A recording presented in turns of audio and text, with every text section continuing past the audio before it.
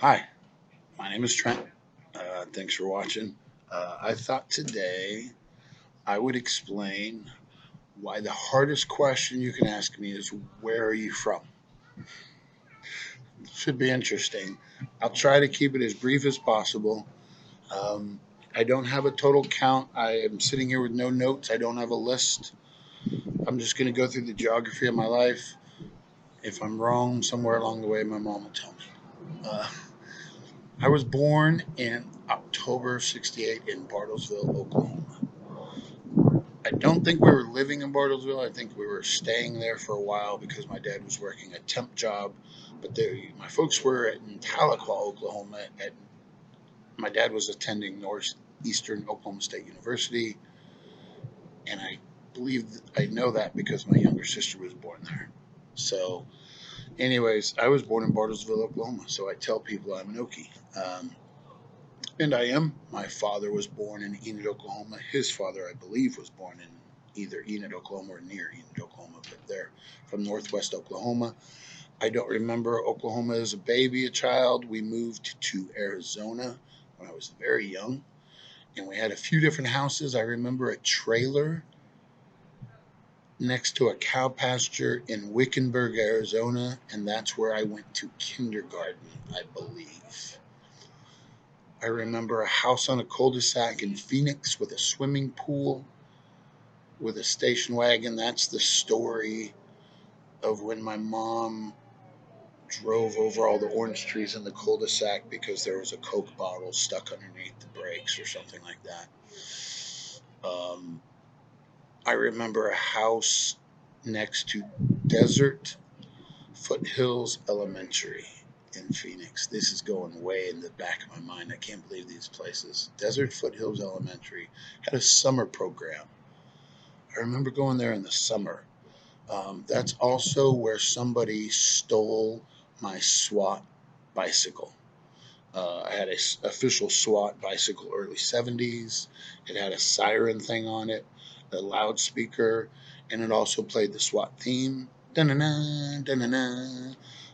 And so I went around the block playing the SWAT theme. Somebody stole that thing. Son of a bitch. And I remember a house on Danbury Lane in Phoenix. And when you came out our front yard, you could see a horse track that was called the Phoenix Downs at the time. And we had a neighbor a door or two or three down, I don't remember, who was a horse jockey. And I thought it was the coolest thing ever that there was an adult approximately my size. Uh, from there, my folks, and along the way, people ask, was your dad in the military or the government or something? Nope. Uh, I don't even know what my did for work all through parts of my life, but he was a school teacher, a football coach in Arizona for a while there, taught history, I believe. Back when teachers worked summer jobs, he ran the lifeguard staff at a city pool. He's a big buff guy. um, and for whatever reason, and I don't have the details at the top of my mind right now, but we moved from Phoenix, Alaska to Juneau, Oklahoma. Juneau, Alaska. Jesus, what did I just say? Phoenix, Arizona. See, I've lived too far. Phoenix, Arizona to Juneau, Alaska. Jesus. Um, I was a blonde in Arizona. I quickly went to the brunette, brownish thing that's still around somewhere. Much thinner. All that. Don't look at the white stuff. Um, So yeah, Juneau has no sunlight. So if you're a blonde when you go there, it may not last unless you're really, really like Nordic blood Viking stuff. I don't know. But we were in Juneau, and I think that was third and fourth grade.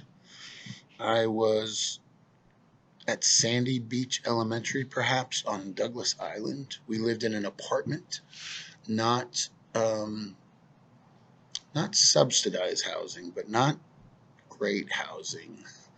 We didn't have money. I didn't grow up with money. It was called Cedar Park in Juneau, right over Douglas Island. You went over the bridge, uh, the old erector set bridge, into Douglas Island, and we were just off to the left and then up the hill to the right. And I went to Sandy Beach Elementary at the south end of Douglas Island. And then in fourth grade, I went across into Juneau to Harborview Elementary in Juneau. Um, Fourth grade at Harborview, we learned about checking accounts, and we wrote checks for items that we brought in. We'd all bring in items and donate them, and then we'd purchase them with our earned money from the class funds that we you earn dollars for scores and stuff. So we had accounts, and we learned how to keep our balances and whatnot. Um, that was also the year I was taking my lunch money sometimes and sneaking across to the Juneau Maid, which is like a Dairy Queen, and getting a dip, one of those chocolate dips of ice cream, hard shell, and a pack of bubble yum. And I'm so old that there was only one flavor of bubble yum. I was in fourth grade in Juneau, Alaska when they came out with grape, and we lost our freaking minds. Two flavors of bubble yum. Unbelievable. I'd come home with a purple mouth, still swearing I didn't spend my lunch money on bubble yum, grape bubble yum. We used to walk around downtown Juneau. It's such a small town. I've been in the governor's mansion. There's a picture of me as a Cub Scout sitting with Governor Jay Hammond and some other kids. And there's a note on the back that his wife wrote about what we did. And I think I played foosball with the governor's wife or something, but she penned it on the back of the picture. Um, I remember we were Mormons at the time. My parents had just converted to the Mormon church in Juneau, in Phoenix, sorry. And I turned 8 in Juneau. And if you know anything about the Mormon church, 8 is when you get baptized. So I was baptized in a font in the Mormon church in Juneau. And it was probably, it was in the building because they have a built in font, but it was like river water. It was so cold. I don't know how you can give your life to Jesus when the Satan is taking your soul with that cold of water. Good Lord. But that was Juneau. Loved it. Got my first, when you turn 8, of course, if you can be baptized, then you're also qualified to own a rifle. So I got my 22 rifle. My dad bought me and my brother. I have an older brother, and we both got matching rifles at the same time. I thought it was around my 8th birthday. um, and I still have it. It is one of my oldest and most treasured possessions. It is that doesn't matter. It's a beautiful old 22 rifle, Remington, and it looks brand new. It looks brand new. It's been kept like brand new, and it's again just really special to me. Um, I would come home from school every day, change into the other clothes. We all had the other clothes. You had school clothes and your play clothes. I'd change into play clothes, and I grabbed my 22 rifle, and I was hiking up a mountain, exploring a trail. My folks will tell you I just was never in the house for 6 years of Alaska. I've never been quick to get something. I'm a late bloomer in most categories of life, but I understood quickly what it was to live in Alaska, and I hiked it out. Not to stay, but I mean, I just spent my time outdoors, playing, biking, everything outdoors, trails. There was a thing behind our. So first we lived in Cedar Park in Juneau, and we moved up the road just a couple miles north still on Douglas Island to a duplex, and behind that duplex was the whole mountain, and we explored the whole thing, picked wild blueberries, the whole Alaskan experience. And there was like a goalie right behind our house somewhere, and had a tree over it, and you could walk across this big, very big tree. It seemed like a big tree as a kid, and you had to get it right because there was nothing but like these devil's thorns or something we called them out below, down low. If you fell, you were going straight to the emergency room. I don't know why we did that, but we were kids, and that's just what you did. Somewhere between fourth and fifth grade, we have a reason to move to Anchorage. Job change usually. Again, I don't. I think my dad was working with somebody in some sort of governmental capacity in Juneau. That's why we were there in the capital city. And then he took a private job something to do with healthcare facility, assisted living facilities in Anchorage. So off we go, and we're in Anchorage, and there were two different houses. The first one was up. I have good geography memories. The first one was up by Service High School, and it was on the exact corner of Bryan and Barry, just off of another road up there. But so close that we would always go to Service High School because they had a big sloping field that you could sled all the time. There was, I mean, that was kind of up on hillside. We were just north. Oh no, that was the second house. Yeah, the first house was by Service High School up there, and then we just moved a little further, even further out by the zoo. If you know where the Anchorage Zoo is, we live just north of that. Right within a walking distance, I walked to fifth and sixth grade because I went to Selwood Elementary in Anchorage, and we didn't live but 500 feet away. So wherever Selwood Elementary is, I lived very near there, up on what we called Hillside in Anchorage. And that's about when I started playing football, Cub Scouts, eventually Boy Scouts. This hat, I should probably take an aside. Um, I tell everybody I collect hats. Um, this is a patch that I got when I was a kid. And during COVID, I was going through my like keepsake box. You know, we all have one. And I was looking at that stuff, and it just struck me. And maybe it was a COVID mortality thing or something. But I thought, nobody's going to give a damn about this stuff 3 days after I'm dead. It'll be cute one time. Oh, look at this, look at this, look at this. And off it goes. Well, things like an earned Boy Scout or patch is kind of important to me, and it was significant. I worked hard to earn this. I can tell you the story of how I had to sleep on a frozen lake outside of Fairbanks to get this for another day. Um, so I took the patches and some things out of my keepsake box, and I had somebody sew them onto hats. This is some corporate hat that I put a patch over. I don't know. We're not going to reveal whose company hat I sewed over. Um, so that was Anchorage. We went into Anchorage, and we were in that first house for a year, and then we moved over near Selwood, and that's where I got to. I had a dirt bike for a while, and that was ace. Riding dirt bikes in the ditches. Everybody there has driveways, and there's big slopes on the side of the road, so you can ride on the side of the road, and you can hit a driveway and just. Pew. So at one point in time, there was one really extremely steep up ramp on a driveway, a big wide driveway. So as kids, we would stand somebody on the side of that driveway, and then we would have somebody. We'd take turns going on our motorcycles up the slope and jumping over them and seeing how close they could get to the cliff and how close you could get to them. And um, I shouldn't have done that. I don't think anybody ever got hurt though. I had a 22 rifle. I never accidentally shot anything or anybody that I wasn't supposed to. I didn't kill animals. I don't hunt. I've never hunted. Um, and so you talk about the reckless Gen X childhood, but my best friend, I was jealous because they had a Subaru Brat, and the Subaru Brat had two seats in the back bed of the car.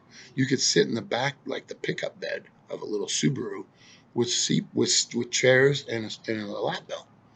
How cool is that? Perfect way to watch a drive-in movie, right? If you're under 35, Google drive-in movie, drive-in movie. It's a different thing, different time.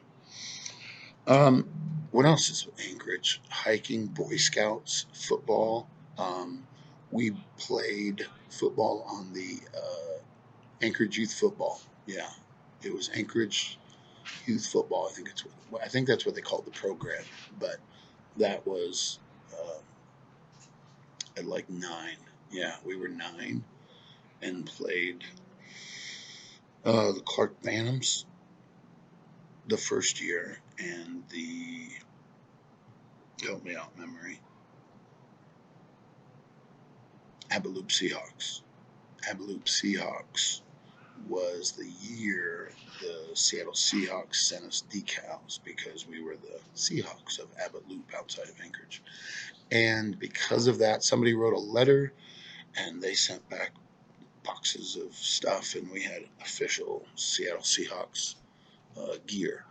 And so I've never really leaned towards too many pro football teams, but I got a heart for the Seahawks. I root for the Chiefs, but I had a heart for the Seahawks. Uh, Jim Zorn, Steve Largent, all those guys back then. That was epic football. Anyways, that was Anchorage, and again, no details because I don't know and I've never asked too much. But my parents had a period of separation.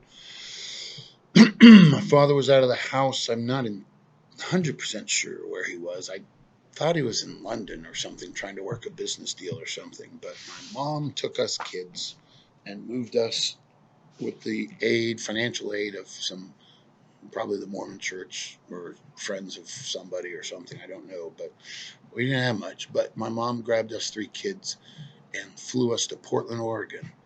And we had a house that we rented there. My mom went to work as a secretary for Boise Cascade. Um, and I did one semester in Portland, Oregon. Um, was that Selwood? Maybe that was Selwood Middle School. What was in Anchorage?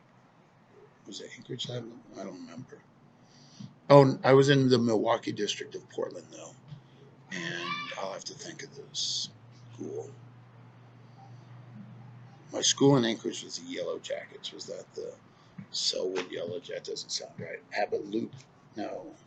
Damn, where did I go to sixth grade? Anyways, second semester, seventh grade was in Portland, Oregon. I'm distracted. Um, Inner city school, I did not do well. Got beat up once or twice. Got bullied a lot. Started carrying a steak knife in my backpack for a minute because a kid said he was going to stab me. And I said, well, I'm going to stab you back. Never happened.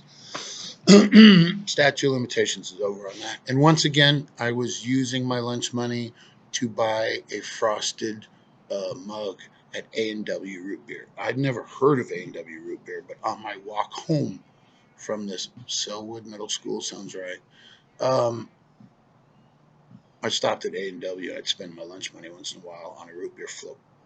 Um, yeah, she just can't get better. I mean, on a hot day, an A&W frosted mug, true to life root beer float from an A&W restaurant.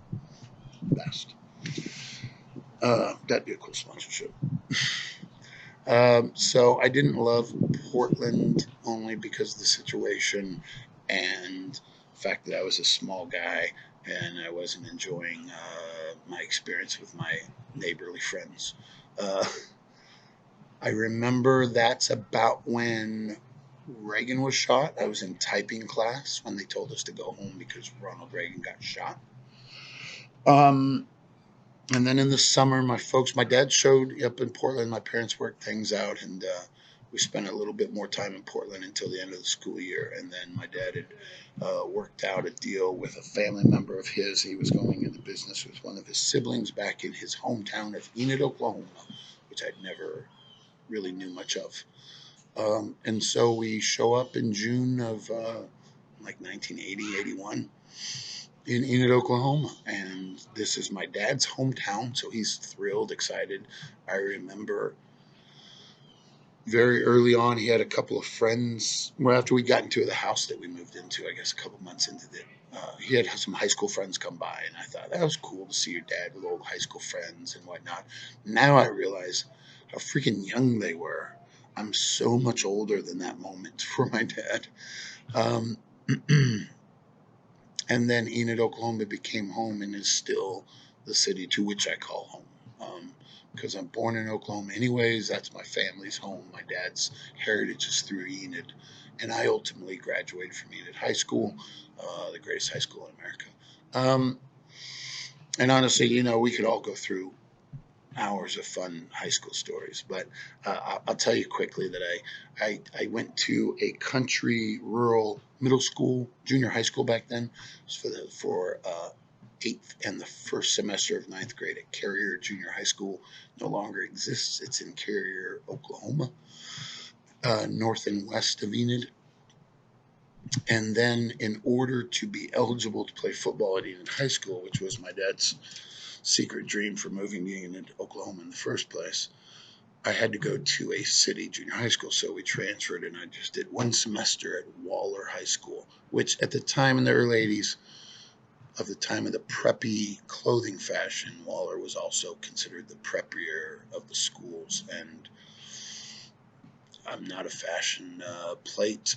I didn't have two nickels to rub together. My parents didn't have two dimes, so I did okay. But I was out of my element, and I don't know if I really belonged. It was just a quick semester, uh, but I made some friends, and it was cool going into the high school experience. At least having a handful of familiar faces, friends I'd made, people who got to know me. But I didn't play football with those guys, so they didn't know me in that world. Until high school, I needed as sophomores. When I was in high school was 3 years: sophomore, junior, senior. So you show up as a sophomore in our high school, and very few sophomores would play varsity football back then. I'm sure that's very, very different now. But I showed up just in time to be a witness to a state championship football team. I was on the team. I didn't really feel a part of the team. That was the juniors and seniors team. I never played. I was just at practice with them. We won a state championship, and it was a big deal. And it gave me a glimpse of what Oklahoma football was all about. So I continued on. We played through my high school years. Um, I was an okay player, not a great player, not a bad player, not very big. Almost nobody knew I was playing my senior year as a 16-year-old. So I hadn't even come close to a growth spurt. So I was playing offensive line at like 210 pounds. I wish I was 210 pounds now. So, anyways, I end up getting some sort of scholarship grant, whatever you call it, to an NAIA school, very small school. My offensive lineman Coach Purdom, one of the greatest humans in my path, and he guided me to Missouri Valley because that's where he went and played football. So I went and took a visit, and it's a very small liberal arts college in Marshall, Missouri. Beautiful campus, wonderful people, and all the right numbers to go to college when you're broke. So I went there. I pledged Sigma Nu fraternity. My brothers that I am still very much in contact with this day are still and were a big part of my life. However, after 2 years of playing college football and doing the fraternity life, I was still a member of a Mormon family. I was 19. I wouldn't say guilt got me, but I'd had a conversation or two with a church leader back where my parents lived, and we're now living in Topeka, Kansas, by the way, my folks were.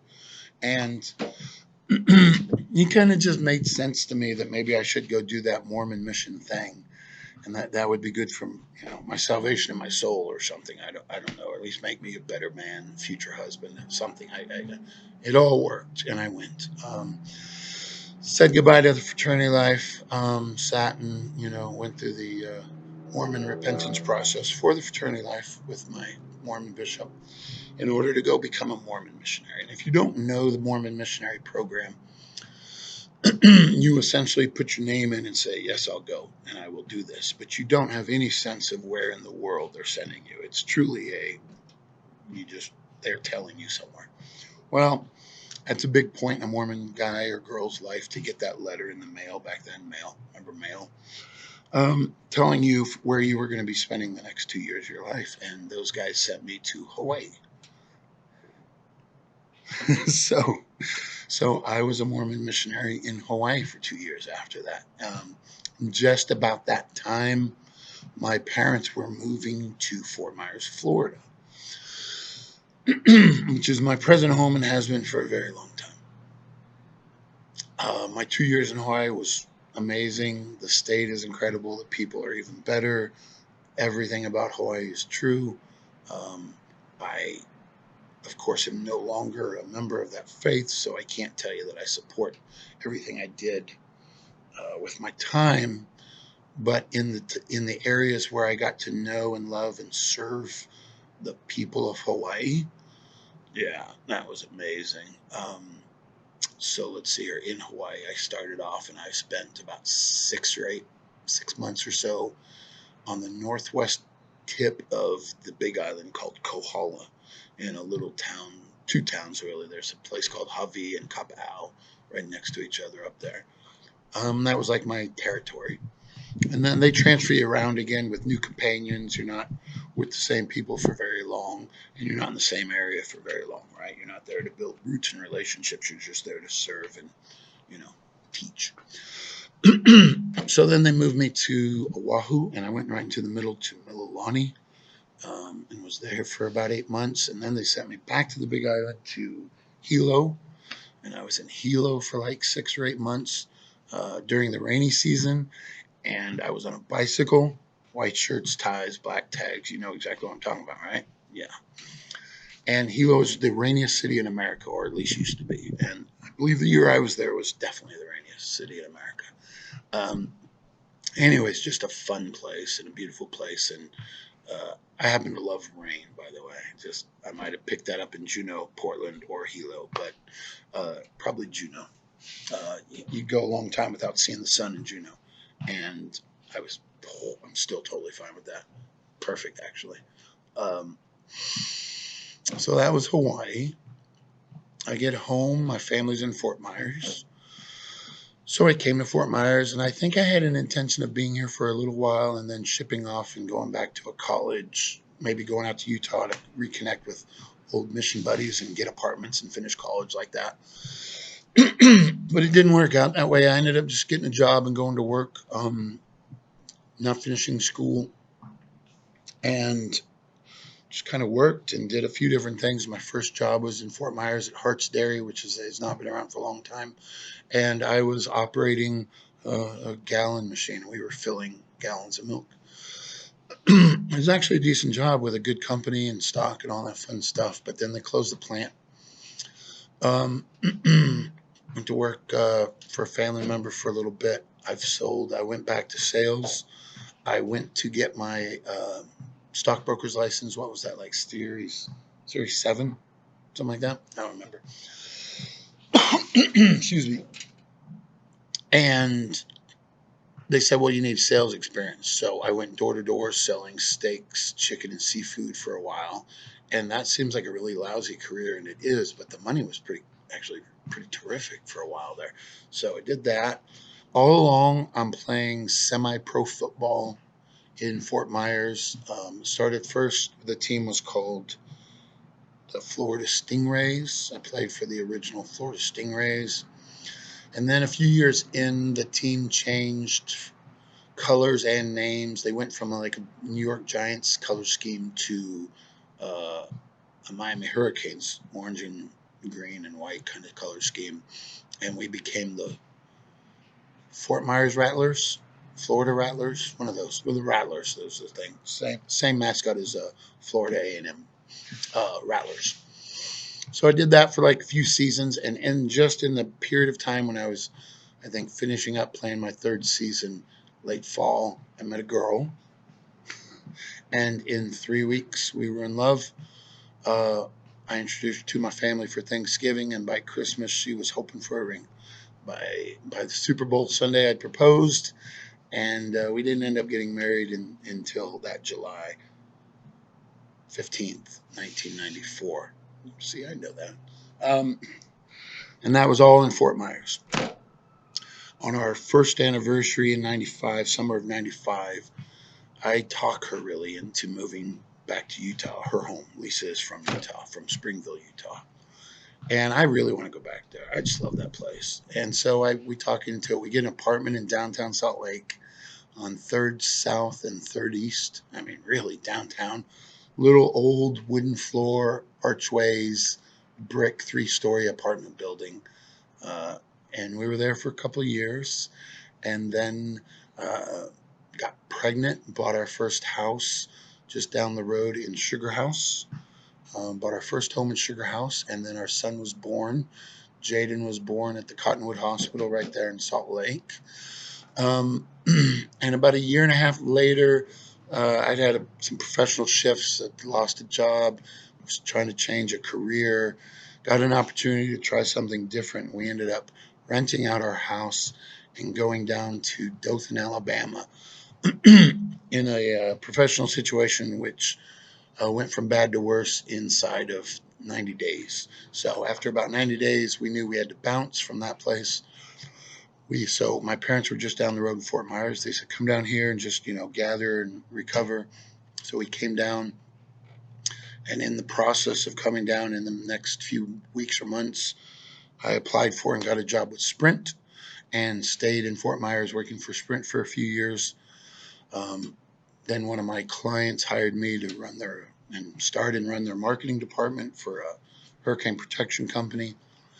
Did that for a number of years, and so we've been in Fort Myers since 2001, and this is where all the rest of that story with marriage, divorce, marriage, remarriage, cancer, it all happens here. So I am from Enid, Oklahoma, um, but my home for the primary part of my life is right here in Fort Myers, Florida. So I am a proud Fort Myers strong resident.